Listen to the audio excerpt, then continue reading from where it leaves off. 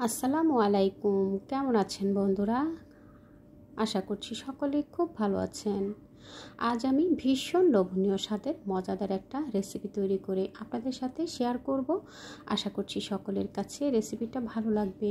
আজ আমি তৈরি করে দেখাবো গরুর মাংসের কালা ভুনা।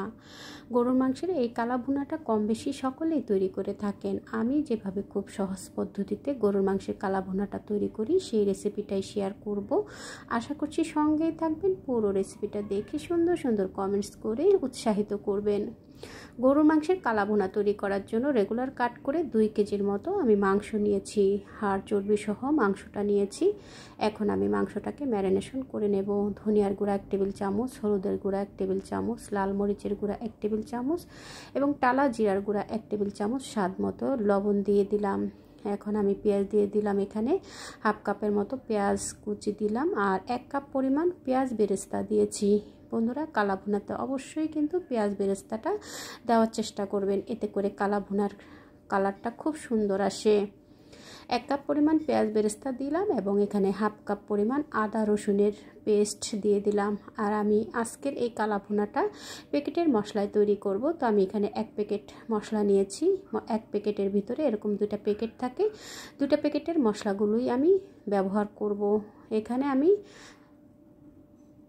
বড় প্যাকেটের মশলা থেকে বেশিরভাগ অংশটা দিয়ে দিলাম, কিছুটা আমি রেখে দিয়েছি, পরবর্তীতে আবার ব্যবহার করব।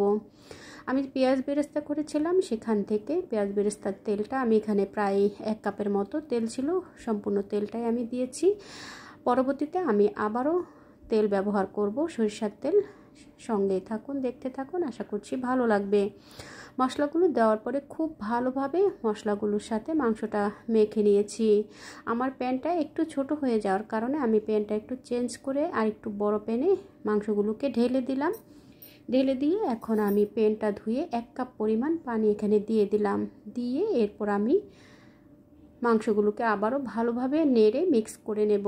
বন্ধুরা, গরু মাংস কালা ভুনা করার ক্ষেত্রে কিন্তু খুব বেশি পানি ব্যবহার করতে হয় না, অল্প অল্প পানি দিয়ে কিন্তু মাংসটাকে কষিয়ে কষিয়ে রান্না করে এরপর কালা ভুনাটা তৈরি করে নিতে হয়। ভালোভাবে মেখে নিয়ে 1 কাপ পরিমাণ আমি পানি দিয়েছি। পানিটা দেওয়ার পরে আমি ঢাকনা দিয়ে ঢেকে চুলার আঁচ হাইতে করে আমি প্রথমে 20 মিনিট জাল করে নেব। বন্ধুরা দেখুন, আমি হাই হিটে করে 20 মিনিট জাল করে নেওয়ার পরে মাংস থেকে কিন্তু অনেকটা পানি বেরিয়ে গেছে এবং আমি কিন্তু আরও 1 কাপ পরিমাণ পানি এখানে ব্যবহার করেছিলাম। তো পানিটা দিয়ে যখন মাংস থেকে পানি বেরিয়ে গেছে, এরপরে আমি এখন ঢাকনাটা খুলে আবার একটু ভালোভাবে নেড়ে দিচ্ছি, যাতে করে সব সাইডের মাংসটা সমানভাবে কুক হয়ে যায়। এখন আমি ঢাকনা দিয়ে ঢেকে আবারও প্রায় 30 মিনিটের মতো রান্না করে নেব। বন্ধুরা, চুলার আঁচ এখন আমি মিডিয়ামে রেখে 30 মিনিট রান্না করার পরে আবার ঢাকনাটা খুলে মাংসগুলোকে আবারও নেড়ে দিচ্ছি। এভাবে বারবার অফ ক্যামেরাতে আমি কয়েকবার নেড়ে দিয়েছি, যাতে করে মাংসগুলো তলানিতে লেগে না যায়। কয়েকবার নেড়ে চেড়ে যখন মাংস থেকে পানি অনেকটুকু শুকিয়ে গেছে, ঠিক সেই পর্যায়ে আসার পরে আমি এখন মাংসটাকে চেক করে দেখেছি, আমার মাংসটা কিন্তু সেদ্ধ হয়ে গেছে।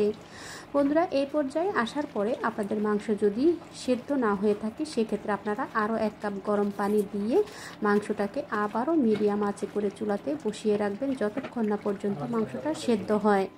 যেহেতু আমার মাংসটা সেদ্ধ হয়ে গেছে, আমি কিছুটা মশলা আগে তুলে রেখেছিলাম, সেখান থেকে মশলাটা দিয়ে আবারও কিছুক্ষণ জাল করে নিয়ে এখন আমি একটা ফোড়ন দিয়ে দিব। এই ফোড়নটা দেওয়ার পরেই কিন্তু গরুর মাংসের যে কালা ভুনার একটা কালার আসে, সেই কালারটা কিন্তু চলে আসবে। সরিষার তেল দিয়ে দিলাম হাফ কাপের মতো, দিয়ে আমি 4টা পেঁয়াজ কুচি করে দিয়েছি, আস্ত কয়েকটা শুকনো মরিচ দিয়েছি। দিয়ে এখন আমি পেঁয়াজটাকে একেবারে বেরেস্তা কালার হয়ে আসা পর্যন্ত পেঁয়াজটাকে ভেজে নেব।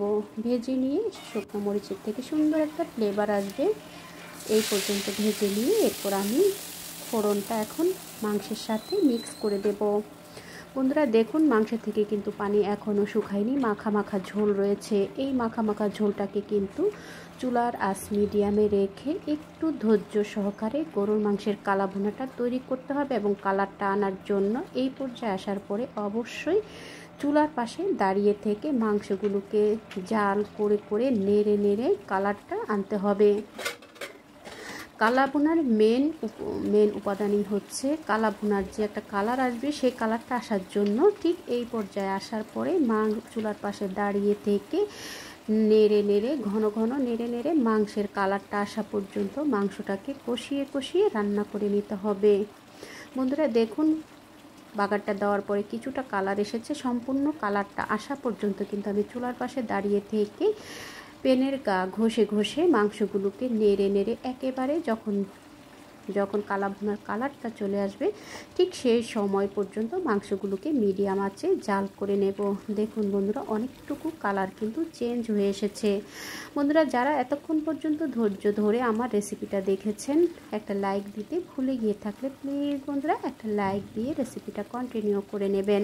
আপনার একটা লাইক, একটা কমেন্টস আমার এই রেসিপিটা পৌঁছে যাবে আরও অনেক বন্ধুদের কাছে, তারাও কিন্তু আপনাদের মতো করে আমাকে সাপোর্ট করতে পারবে।